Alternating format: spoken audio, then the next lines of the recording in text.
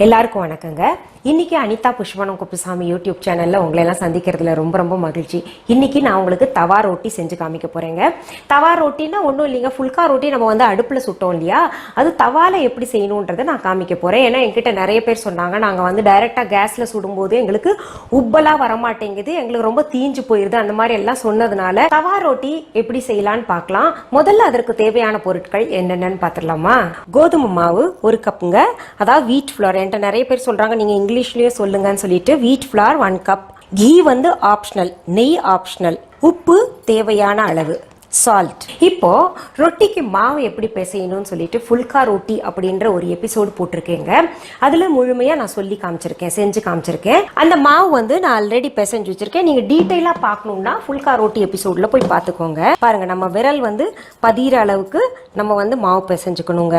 இப்போ இதை வந்து உருண்டைகளாக்கலாம். இப்போ நம்ம இந்த ட்ரை மாவு இருக்கு இல்லையா, அது கையில தொட்டுட்டுங்க, இப்படி ஸ்பிளிட்ஸ் இல்லாம இப்படி ரவுண்ட் பண்ணிக்கணும்.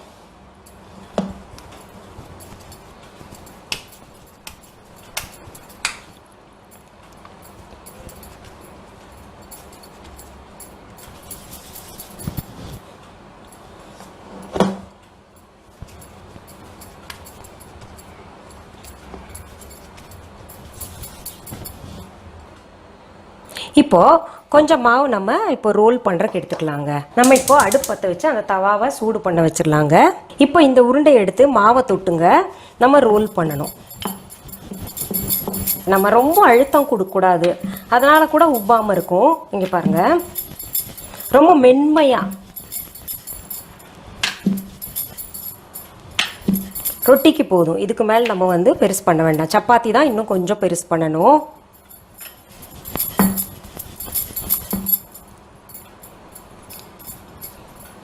நிறைய பேர் சொல்லுவாங்க, இப்போ ரோட்டி எங்களோடது மட்டும் கருப்பாக இருக்குது, மேலே கருப்பாக சப்பாத்தி ஆகட்டும் ரோட்டி ஆகட்டும். அதுக்கு என்னென்னா, நம்ம இந்த ட்ரை மாவு இருக்குது இல்லைங்களா, அது வந்து தொடர்றது அதிகமாக தொட்டோம்னா அது வந்து ரொம்ப கருப்பாக ஆகிடுங்க. அப்புறம் வந்து துவர்க்கும், சப்பாத்தியே துவர்க்கும் மொத்தத்தில். இப்போது தவா சூடாயிடுச்சான்னு பார்க்கலாம். சூடாயிருச்சு ஓரளவுக்கு. இந்த ரோட்டி எடுத்து இப்படி போட்டுடலாங்க.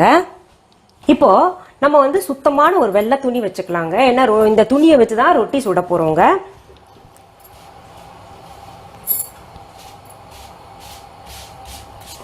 இப்போ பாருங்கள், மேலே வந்து இங்கே போட்டதில் நமக்கு லைட்டாக பபிள்ஸ் வரணும். அந்த மாதிரி முட்டாக வந்திருக்கு இல்லையா, மொட்டு வந்தோடனே திருப்பி போட்டுக்கலாம். திருப்பி போட்டு அது சுடட்டும், அது வரைக்கும் நம்ம ரோல் பண்ணிக்கலாம் மற்றதை.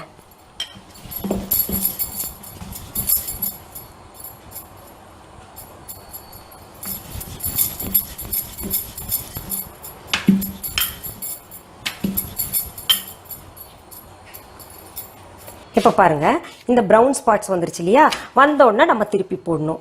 திருப்பி போட்டு என்ன பண்ணணும், ஒரு மிதமான சூடு வச்சுக்கணும்.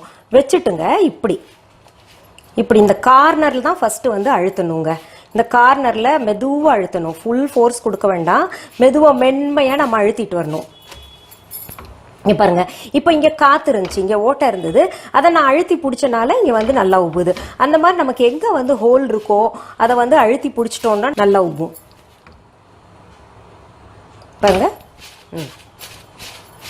இவ்வளவுதான். எங்க வீட்லயே பாத்தீங்கன்னா பெரும்பாலும் வந்து 2 வகையா இருப்பாங்க. கேஸ்ல டைரக்டா சுட்ட ரொட்டி சாப்பிட்றவங்களும் இருக்காங்க, இந்த தவா ரொட்டி செஞ்சு சாப்பிட்றவங்க தான் இருக்காங்க. எங்க அப்பா பெரும்பாலும் பாத்தீங்கன்னா கேஸ்ல ரொட்டி சுட்டுருந்தா சாப்பிட்றத தவிர்த்துருவாரு. என்ன காரணம் சொல்லுவாருன்னா, அது கேஸ், அவருக்கு ரொம்ப வந்து கேஸ் ஃபார்ம் ஆகுது அப்படின்னு சொல்லுவாரு. அதனால இந்த மாதிரி தான் சுட்டு கொடுப்போம்.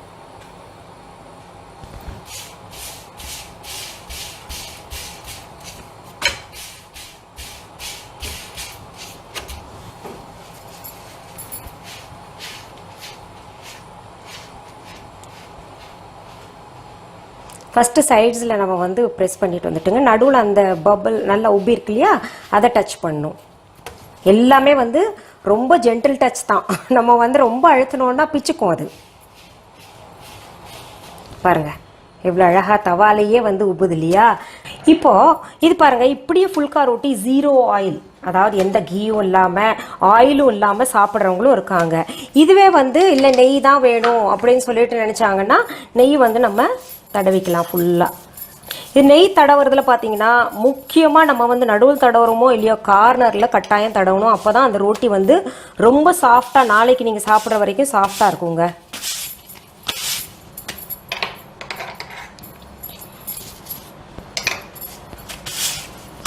பாருங்க எவ்வளோ அழகாக இருக்குல்ல.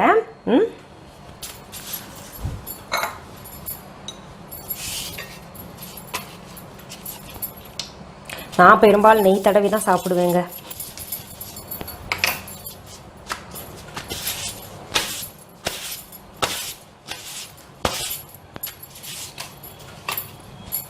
இது 0 ஆயில்.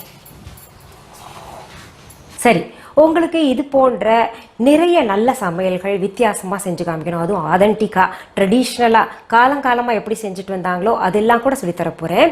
அதெல்லாம் நீங்கள் பார்க்கணுன்னா நீங்கள்லாம் செய்ய வேண்டியது ஒன்று தாங்க. அனிதா புஷ்பவனம் குப்புசாமி யூடியூப் சேனலை சப்ஸ்கிரைப் பண்ணுங்கள். மீண்டும் சந்திக்கலாமா?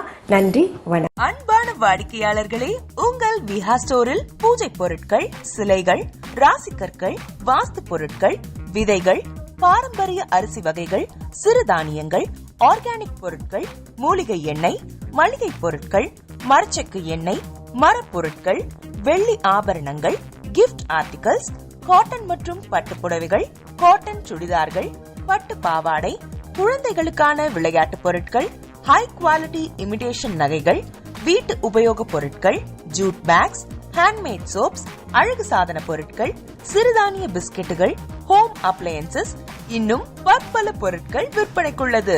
விஹா ப்ராடக்ட்களை நீங்கள் வாங்க விரும்பினால் அது எங்களுடைய viha.online வெப்சைட் மற்றும் சென்னை ராஜா அண்ணாமலைபுரத்தில் உள்ள எங்கள் விஹா ஸ்டோரில் மட்டுமே கிடைக்கும் என்பதை தெரிவித்துக் கொள்கிறோம். வேறு எந்த ஆன்லைன் வெப்சைட்களிலும் விஹா ப்ராடக்ட்கள் விற்பனைக்கு கிடையாது என்பதை நீங்கள் கவனத்தில் கொள்ள வேண்டும். எங்கள் விஹா ஸ்டோரின் விலாசத்தை கண்டறிய கூகுள் மேப்ஸில் விஹா ஸ்டோர் என்று டைப் செய்தால் வழியை கண்டறியலாம். www.viha.online வெப்சைட்டிலும் விஹா ஸ்டோரின் அட்ரஸ் உள்ளது.